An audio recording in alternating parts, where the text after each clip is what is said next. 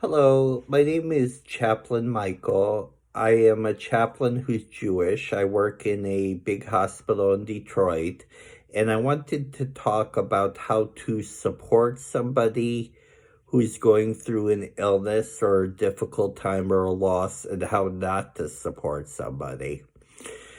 I often talk to patients who have losses or chronic disability, and I ask them, what's the least supportive thing that somebody's told you and what's the most supportive? So for cancer, I've had quite a list of least supportive things. For example, somebody asked if it's contagious. Also under least supportive, this is also going through a loss, like the loss of a child. Somebody's told a patient, even sometimes doctors, you could have other children. That dismisses the feelings of the loss of this child, or you have other children, or it'd be fine. That too dismisses what the patient is going through now, especially the loss of a child. The person needs to grieve. The person is having a loss now. Now, people intend to do well by saying these things, but often they're very, very hurtful. So if somebody's going through a loss or a difficult time, don't dismiss what they're going through. If anything, engage it. How are you feeling? It's a terrible loss you're going through. One of the things that I also ask patients, what's the most supportive thing you've heard during a loss or bad news or cancer or some chronic illness? The most supportive is we'll be there together. We'll get through this together. I'll be there for you. We will fight it together. One patient said somebody told her that sucks, which is true. You're acknowledging how you're feeling.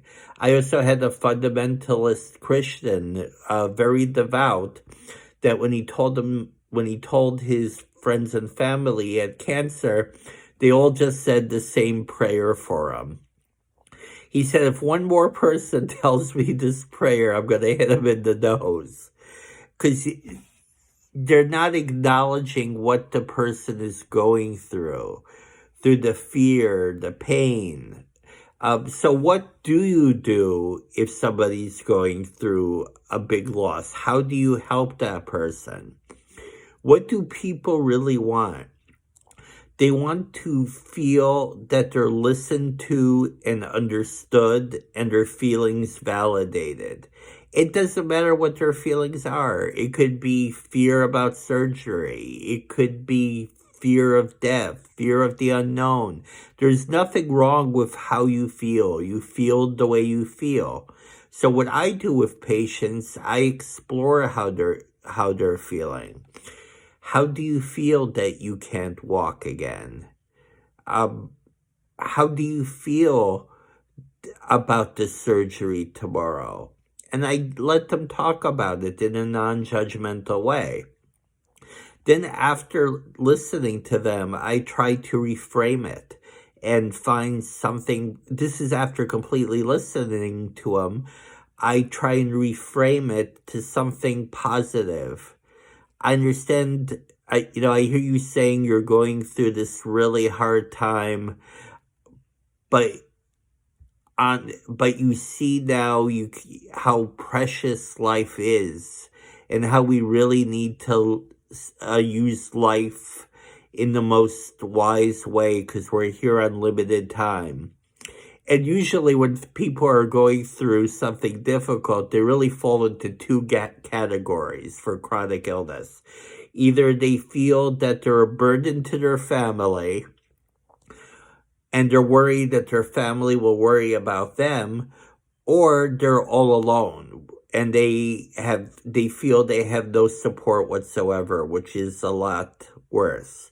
So if they feel that they're a burden on the family, I adopt a method by Kubler-Ross, who said, well, what if your loved one was in the hospital? Would you help that person? Yes. And I asked, why? Because I love that person. So then I asked, isn't it possible that that person may gain something from helping you, like you would with helping somebody else, a bonding? And I tried to reframe it to something positive. Also, one point that's really important is no matter what happens, people need meaning, purpose, and hope.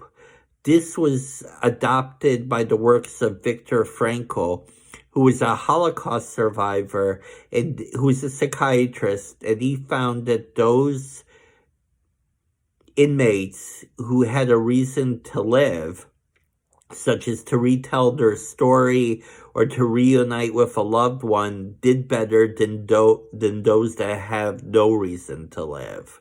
So there was a young man I saw in the hospital. He got shot. He was paralyzed from the waist down. So I explored with him what gives him meaning. And he said he loves singing. And I heard him sing. It could be to help others who are in a similar situation. Because if I cannot relate to people who have suffered in a way I haven't, the way that somebody else who's going through it. But people need that meaning and purpose. And Viktor Frankl said that no matter what you're going through, one thing that can't be taken away is how you face it.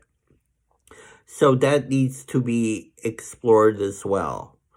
I'm making this video especially about how to not support and how to support people, because in the end, we're all going to need help from somebody, all of us. And I pray that this helps somebody in helping somebody else get through such a difficult time. Thank you, and God bless you.